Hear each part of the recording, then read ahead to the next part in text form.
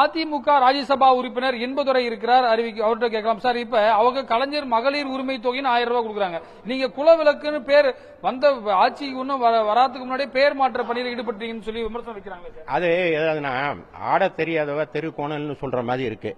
பேர்ல இல்ல, ஆனா அதை எப்படி செயல்படுத்த போகிறான்னு. இப்போ திராவிட முன்னேற்ற கழகத்துக்கு மேல மக்களுக்கு அவநம்பிக்கை வந்திருக்கிறதுக்கு என்ன காரணம் அப்படின்னா 521 அறிவிப்புகள் எதையும் செய்யலங்கிறது தான்.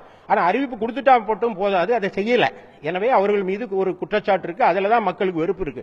ஆனா எடப்பாடியார் எதை அறிவித்தாலும், அது என்ன பேரில் அறிவித்தாலும் அதை நிச்சயம் செய்வார் என்ற நம்பிக்கை மக்களுக்கு உண்டு. ஏன்னா அதை நிரூபித்து காட்டினார்ல. கடந்த முறை ஆட்சியில் இருக்கிற போது கொரோனா காலத்திலே மக்களுக்கு கொடுத்தாரு, நிவாரணங்களை கொடுத்தார். அரசு ஊழியருக்கு சம்பளம் கொடுத்த ஒரே அரசாங்கம் எடப்பாடியாருடைய அரசாங்கம். அதிமுக கொடுத்த தேர்தல் அறிக்கையிலே ஒரு சிலர்கள் மிஸ் பண்ணிட்டாங்க ஒரு விமர்சனம் வைக்கிறாங்க. ஒரு சிலது மிஸ் ஆகிருக்கலாம். அதுக்கான நிர்வாக காரணங்கள் இருக்கலாம். நிர்வாகம் தான் முக்கியம்.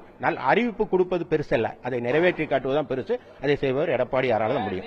என்ன சொல்றாங்கன்னா மத்திய அரசு உங்களுக்கு இருக்காங்க, அதனால அந்த நிதியை வாங்கி இதை செயல்படுத்துவீங்கன்னு ஒரு வாதத்தை வச்சாலும் கூட அது ஏன் இத்தனை காலம் இவர்களுக்கு செய்யவில்லை என்ற ஒரு வாதத்தையும் வைக்கிறாங்க. அதாவது அவங்க மத்திய அரசுல இருக்கும்போது கூட அவங்களே பல ஆண்டுகாலம் மத்திய அரசுல அங்க வைத்தவர்கள் தான். தமிழ்நாட்டுக்கு என்னத்தை பெருசா கொண்டு வந்துட்டாங்க? ஒன்றுமே இல்லை. தனது குடும்பத்தை தன் கூட்டத்தை வளப்படுத்திக் கொள்வதற்கு மட்டுமே அதிகாரத்தை பயன்படுத்துகிற கட்சி தான் திமுக. ஆனா அதிமுக மத்திய அரசோட இணக்கமான போக்கை கடைபிடித்து மத்திய அரசினுடைய நிதியை பெற்று வந்து தமிழ்நாட்டு மக்களுக்கு தேவையான திட்டங்களை தருகிற அரசு அதிமுக அரசாங்கம். வீண் வெட்டி ஜம்ப பேச்சினால எதுவும் நடைபெற போவதில்லை. நல்ல நிர்வாகம் தரணும். லேப்டாப் கொடுக்கும்போது என்ன சொன்னாங்கன்னா, அதாவது ஏடிஎம்கேவோட ஸ்கீம்ஸ் எல்லாம் இவங்க லேபிள் ஓட்டுறாங்கன்னு சொன்னீங்க. இப்ப நீங்க எடுத்திருக்கிற முக்கியமான 2 ஸ்கீம் டிஎம்கேவோட ஸ்கீம், இந்த பெண்களுக்கான இலவச பஸ், அதே போல 1000 ரூபாய் மகளிர், இது ரெண்டுமே நீங்க லேபிள் ஓட்டுறதாக ஒரு விமர்சனம். இல்ல, நல்ல திட்டம் இருந்தா எடுத்துக்கிறது தானே அதிமுக பண்பு. நல்ல திட்டங்கிறத எடுத்துக்க மாட்டோம். நாங்க அது மோசமான திட்டம்னு ஒருபோதும் சொல்லவே இல்லையே. திராவிட முன்னேற்ற கழகம் மாதிரி துவேஷமான எண்ணம் எங்களுக்கு கிடையாது. உதாரணமாக அதிமுக கொண்டு வந்த தாலிக்கு தங்கம் திட்டத்தை நிறுத்தினது யாரு? திமுக. அதே மாதிரி அம்மா உணவகத்தை நீர்த்து போக செய்தது யாரு? திமுக. நாங்க அந்த மாதிரி குணம் கொண்டவர்கள், அதிமுக அந்த மாதிரி குணம் கொண்டவர்கள். நல்ல திட்டமா இருந்தால் அது தொடர்ந்து செயலாற்றுவதில் எங்களுக்கு எந்த நம்பிக்கை குறைபாடும் கிடையாது. எடப்பாடி ஒரு பேட்டி கொடுத்திருக்காரு. பழைய ஓய்வூதிய திட்டம் வாய்ப்பில்லை என்று சொல்லிவிட்டார். இவர்கள் தமிழக அரசு டாப்ஸ் இன்னொன்னு கொண்டு வந்திருக்காங்க. இதுல இருந்தே பார்க்கும்போது நிதி நிர்வாகத்தின் மீது ஒரு கரிசல் கொண்டுதானே எடப்பாடி பேசுறாருன்னு தெரியுது. அதை நான் ஏற்கனவே சொன்னேன். நல்ல நிர்வாகம், அதாவது முடியும்னா முடியும், முடியாதுன்னா முடியாது. அதான் எடப்பாடியார். எதை செய்ய முடியுமோ அதை மட்டும் சொல்றாரு.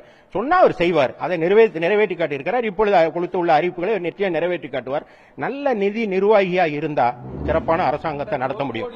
30 லட்சம் பேர் ஆல்ரெடி பெனிஃபிஷியரி. இதுல 1000 ரூபாய் வாங்குறாங்க. வருஷத்துக்கு 15000 கோடி செலவாகுது. இப்ப இது அப்படியே 2000 ரூபாய் ஆகுதுன்னா வருஷத்துக்கு பாத்தீங்கன்னா 30000 கோடி ரூபாய் செலவாகும். இது ஒரு நலத்திட்டங்களுக்கு வேற ஏதாவது ஒரு இன்ஃப்ராஸ்ட்ரக்சர் டெவலப்மெண்ட்டுக்கு போட்டா இன்னும் பெரிய ஃபேக்டரிஸ் வரும் அப்படி ஒரு விமர்சனத்தை வைக்கிறாங்க. அதாவது ஏற்கனவே இருக்கிற நிதி நிலையை சீரமைக்கணும் அப்படின்னா அரசுக்கு வர வேண்டிய வருவாயை நீங்கள் பெருக்க வேண்டும். அதுக்கு பல வழிகள் இருக்கு. உதாரணமா நீதிமன்றமே சொல்லியிருக்க, மணல் மூலமாக வருமானம் எங்க போச்சு, அது தனியாருக்கு போயிருக்கு, நீதிமன்றம் சொல்லியிருக்க.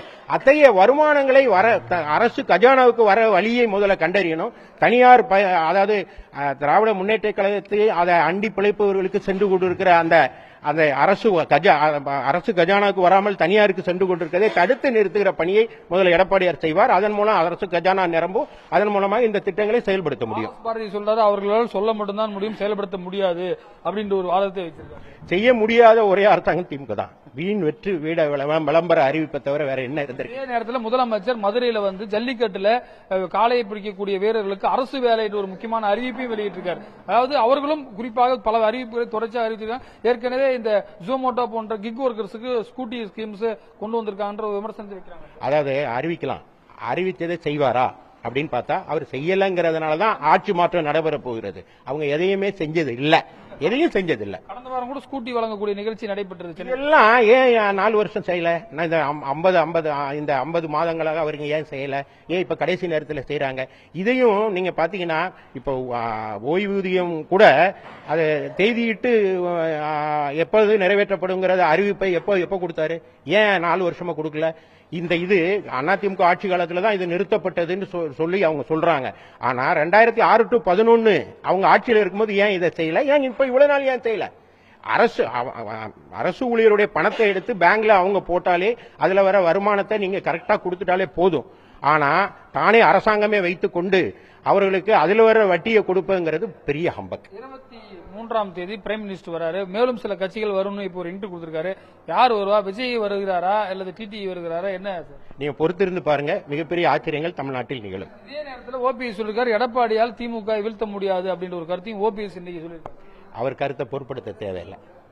பல்வேறு விஷயங்கள் குறித்து விரிவாக நம்மிடம் பகிர்ந்திருக்கார் புதிய தலைமுறைக்காக ஒளிப்பதிவாளர் மதுவுடன் ரமேஷ்.